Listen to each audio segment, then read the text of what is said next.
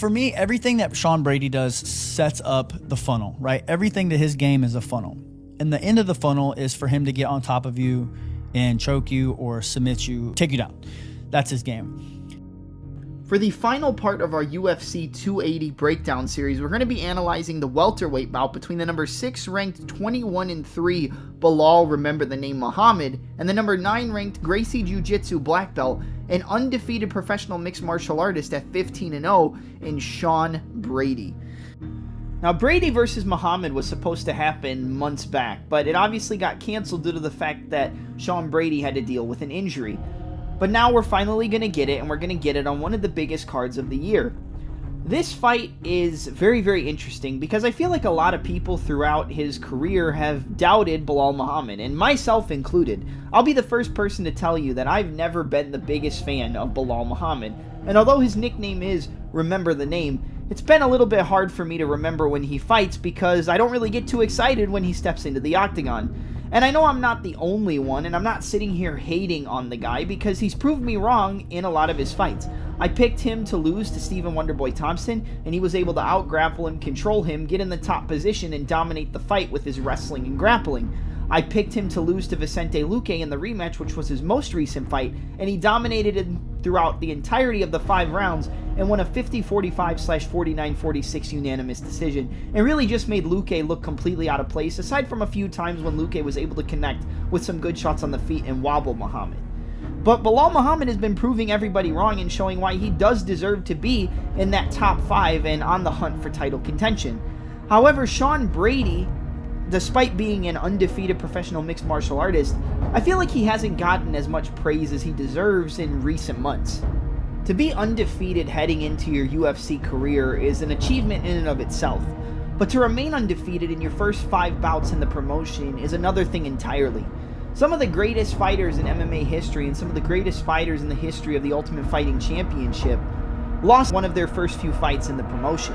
But Brady has not only made these fights look easy, aside from the fight against Michael Chiesa, but he's dominated and finished most of his opponents. He was able to get a mounted guillotine choke against Christian Aguilera, an arm triangle choke against Jake Matthews at UFC 259, where he was able to completely dominate when it got to the mat regardless, against a guy in Jake Matthews who is a prospect in and of his own right and is coming off of that brutal first round knockout over Andre Fialho in a fight where he was heavily doubted. But the fact that Matthews has been able to come back after that loss to Sean Brady and to look as good as he did against Fialho, it just goes to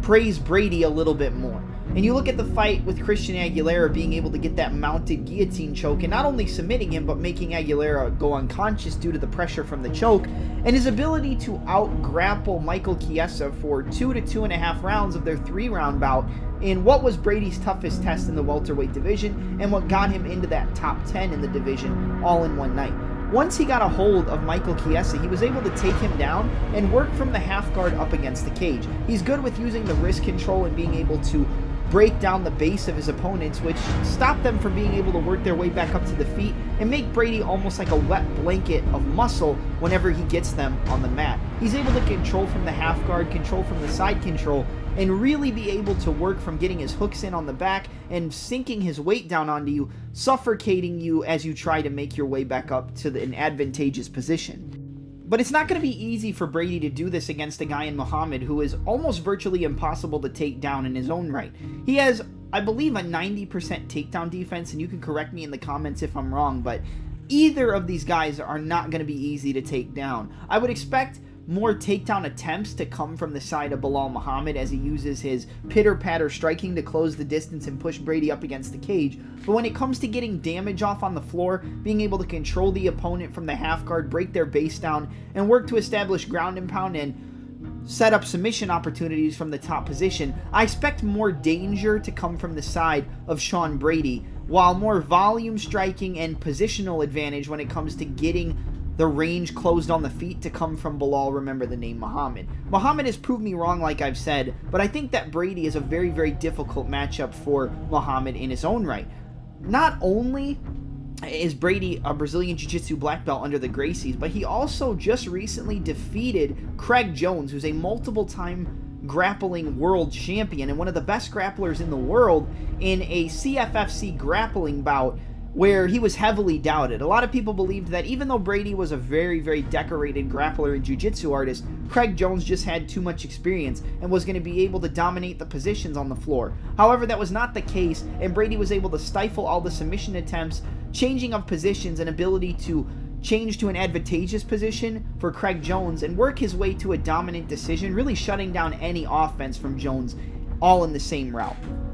Brady has trained alongside the lightweight contender, now turned UFC commentator, in Paul the Irish Dragon Felder. And Felder himself said that Sean Brady is one of, if not the strongest training partners that he's ever had. And that's a huge compliment coming from Felder, who's fought some of the best guys in the 155 and 170 pound division inside the UFC. He said that once Brady gets a hold of him,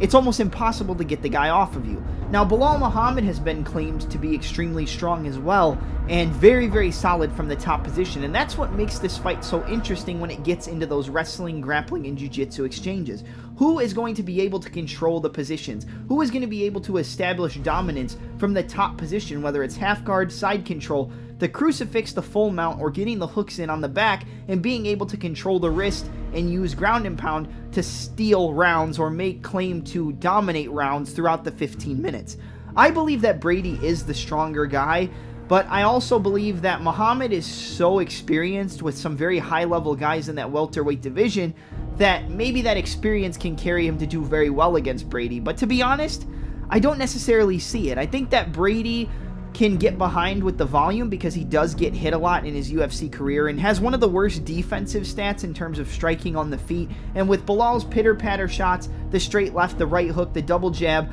the body kicks and inside and outside low kicks, just touching up his opponents to get into close range and being able to take them down and dominate in his wheelhouse on the mat, he could find himself in a position where he gets down on the numbers on the feet, and it's going to be very hard for Brady to take Muhammad down to where he wants to control him. But I believe if Brady is able to get Belal down and is able to establish dominant top position, he will be able to land ground and pound, and it's going to be very hard for Belal Muhammad to work his way back up to the feet against a guy who's as decorated in the jiu-jitsu aspects, as good with that Dagestani style of top pressure, wrist control, Dagestani handcuffs, work from half guard, and work from getting the hooks in on the back up against the cage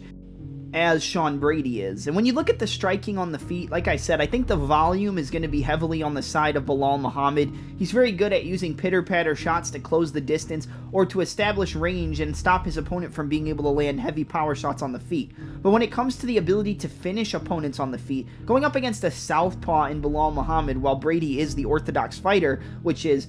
lead left foot, rear right foot, and back, with the power coming from the right hand, and the southpaw is the lead right foot with the power coming from the rear left foot. So straight left for the southpaw to the straight right left hook for the orthodox fighter. One of the best weapons in Brady's game in terms of his striking is the inside low kick to direct the opponent to the rear right hand, but really the best weapon for him is that check left hook. He is so effective at landing that check left hook over the jab of his opponent or the right hand of his opponent if they're fighting in orthodox. I expect him to look to land that check left hook as Belal tries to close the distance and keep that outside foot on Muhammad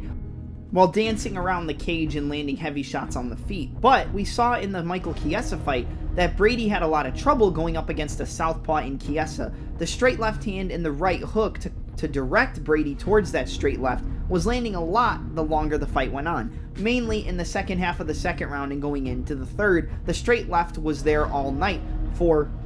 Michael Chiesa due to the lack of head movement that Brady possesses, and I expect it to be somewhat similar if Muhammad can get into a rhythm on the feet. But if there's any form of danger when it comes to finishing the fight, I expect that to come from the undefeated Brady, the number 9 ranked Sean Brady. If there's any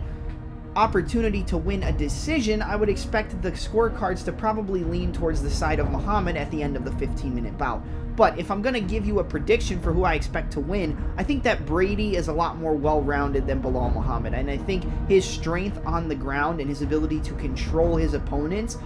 when their back touches the mat and the ability to control from those positions that we mentioned, like the Dagestani handcuff, like the half guard up against the cage, like getting one hook in and controlling the wrist to open up with pitter-pat shots to then sink the other hook in and flatten the opponent out, and the ability to attack with submissions, I expect Brady to just be too much for Muhammad. And it's not just the fact that he's undefeated, but it's the fact that he is so well-rounded in all aspects of the game. And I go and say the same thing about Muhammad. He's extremely well-rounded. He's proved me wrong multiple times. And this could just be another fight in which Muhammad proves me wrong and works his way to be one fight away from a potential title shot at 170 pounds. But at the end of the night, I expect the undefeated to remain and still undefeated in the UFC and improve to 16-0 with either a dominant decision victory or a late finish via either striking on the feet with that check left hook or being able to lock up a submission after taking the back of Muhammad. But I'm going to side with Brady, but one thing is for certain. This fight is extremely interesting and one of the fights I'm looking forward to the most when it comes to UFC 280.